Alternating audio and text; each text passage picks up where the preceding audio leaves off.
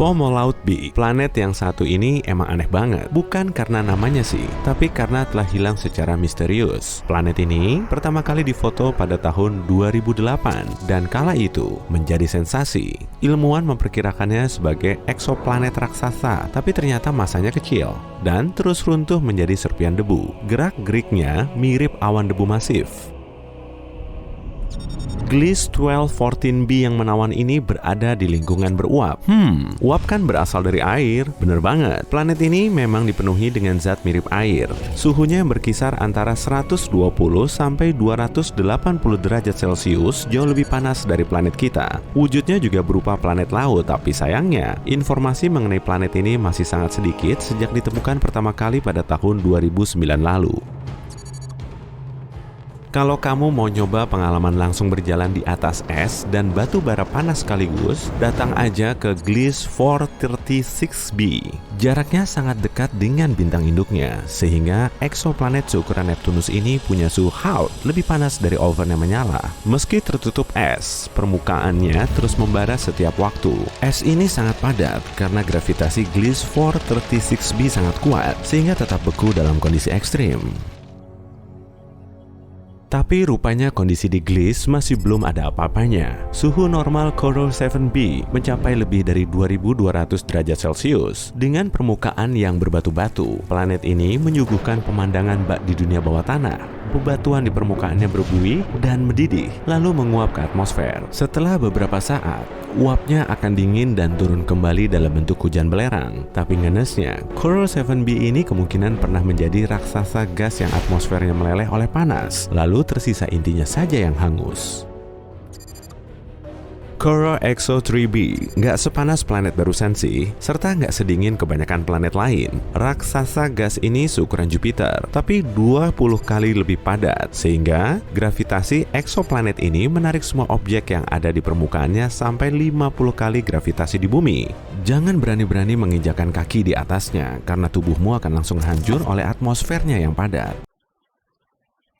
Planet Trace 2b selalu berhiaskan langit malam tiada akhir. Dan tentunya bukan malam indah yang bertabur cahaya bintang di langit cerah loh ya, tapi malam pekat bersuhu panas. Raksasa gas Trace 2b berukuran sekitar 1,5 kali lebih besar dari Jupiter, dan permukaannya jauh lebih bisa menyerap panas daripada arang. Di sana juga mungkin terdapat cahaya merah gelap karena udaranya sepanas lava yang baru dimuntahkan dari dapur magma. Rupanya, Saturnus sering dianggap punya lingkungan yang ramah ya. Suhu di sebagian lapisan bola raksasa gas ini sebetulnya cukup bersahabat. Saat menjelajahi Saturnus, kamu akan menemukan lapisan bermolekul cair, suhunya 0 derajat Celcius. Mirip-mirip bumi lah. Tapi, lapisan ini cuma sebagian kecil dari sisi planet yang super dingin. Kamu nggak akan bisa mendarat di Saturnus dalam keadaan yang sama seperti saat kamu berada di bumi. Di sana, tubuhmu akan berubah jadi bola salju atau kristal es. Yuk beralih ke Jupiter. Seluruh permukaannya tidak padat karena planet ini terdiri dari hidrogen dan helium. Kamu juga nggak akan bisa menjajakan kaki di permukaan bola gas ini. Namun begitu, Jupiter juga agak beda dari Saturnus. Meski nggak bisa menyelami isi dalamnya, kamu masih bisa melayang di atas Jupiter. Planet ini seperti awan raksasa, dan kalau kamu bisa mendarat di permukaannya, rasanya akan seperti berjalan di atas kabut super tebal. Suhu di sana sangat fluktuatif, dan permukaannya sangat dingin, nggak seperti di Saturnus. Makin dalam kamu menyelam, akan makin panas suhunya.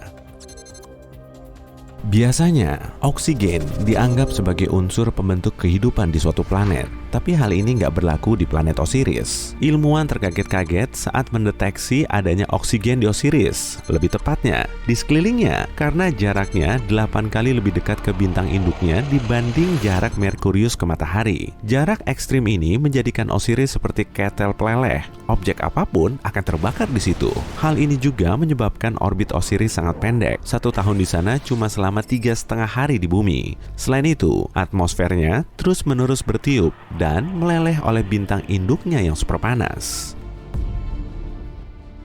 Planet Warp 76b juga sangat berbahaya saat turun hujan. Suhunya sangat panas sehingga melebihi 2370 derajat Celcius. Suhu setinggi itu bisa menguapkan besi loh, sehingga turunlah hujan besi. Raksasa gas ini mirip Jupiter, jaraknya sangat dekat dengan bintang induknya, sehingga areanya terbagi menjadi dua. Setengah bagian selalu mengalami siang hari, sedangkan setengahnya lagi selalu diselimuti malam gelap. Nih, kenalan sama Warp 12b, salah satu planet teraneh sekaligus terengenes di luar sana.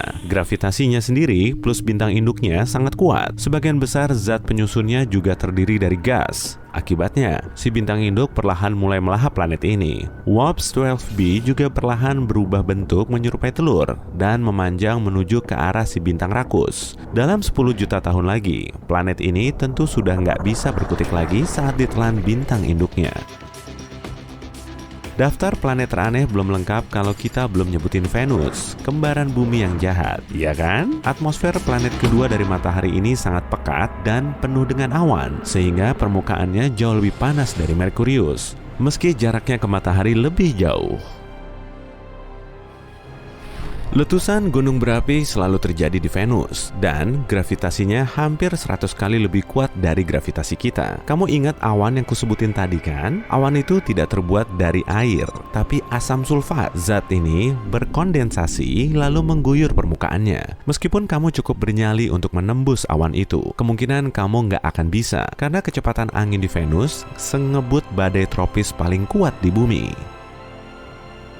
Ada satu lagi planet dingin yang namanya nggak mau kusebutin, meski bintang induknya nggak begitu jauh. Kata merah kecil ini agak dingin, cahaya dan panas dari sang bintang hampir tidak sampai ke planet ini. Suhunya juga super dingin, yaitu minus 223 derajat Celcius. Itu sih cuma beberapa derajat di atas titik nol mutlak. Akibatnya, eksoplanet ini gelap, suram, dan tertutup oleh es abadi. Tapi, kalau punya inti batuan, planet ini kemungkinan akan menghasilkan sedikit panas kok. Jadi, kita bisa tuh kalau mau membangun hotel spa thermal untuk para penjelajah luar angkasa.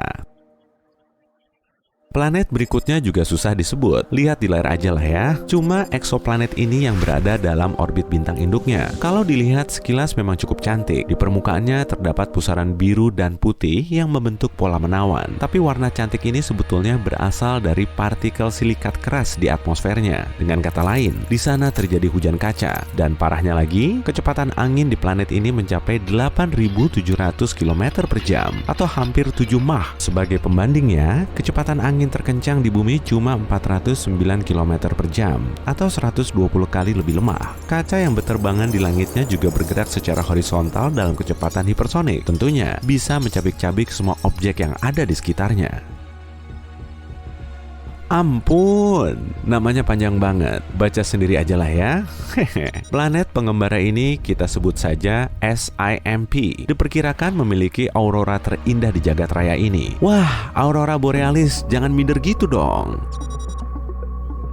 Di medium, berlokasi sekitar 50 tahun cahaya dari tata surya kita. Planet ini tidak layak dihuni oleh makhluk hidup apapun. Posisinya terkunci oleh gaya pasang surut bintang induknya, sehingga salah satu sisinya selalu menghadap ke bintangnya, sedangkan sisi satunya selalu berada di belakang. Sisi yang panas, bersuhu lebih dari 980 derajat Celcius, dan selalu ditiup angin dengan kecepatan sampai 965 km per jam. Meskipun termasuk raksasa gas, di medium mengandung banyak besi yang meleleh dan menguap di atmosfer lalu membentuk awan. Dan saat awannya mulai dingin, akan jatuh sebagai hujan besi cair.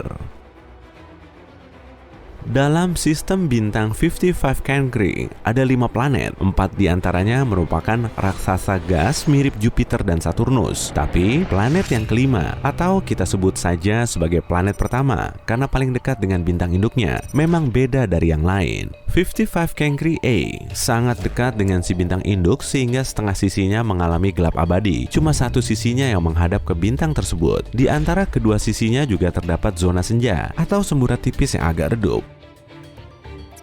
Sistem ini punya 3 eksoplanet. Ketiganya perlahan dihancurkan oleh bintangnya sendiri. Jelas saja, bintang itu bukan sembarang bintang, tapi pulsar atau inti bintang yang berputar sangat cepat. Akibatnya, terciptalah gelombang elektromagnetik ke berbagai penjuru yang bisa berotasi hingga ribuan kali per detik. Kemudian, semua planet yang mengorbit bintang mati ini akan ditelan dan akhirnya benar-benar lenyap.